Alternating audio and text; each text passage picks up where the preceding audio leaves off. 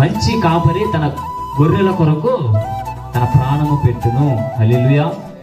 ఈ లోకంలో మనల్ని కాపాడుచున్న దేవుడు ఎవరంటే యేసు ప్రభువే.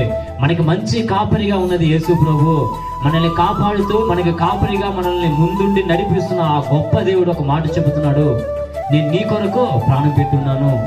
మంచి కాపరి తన గొర్రెల కొరకు ప్రాణం పెట్టును. ఆ మంచి కాపరి యేసయ్య మన కొరకే ఈ లోకానికి వచ్చాడు. ఈ మాట ఏ విధంగా వర్తిస్తుందంటే, యేసు ప్రభు నీ కొరకు నా కొరకు 2025 సంవత్సరాలకు ముందు ఆ కల్వరి శిలువలో మరణించాడు.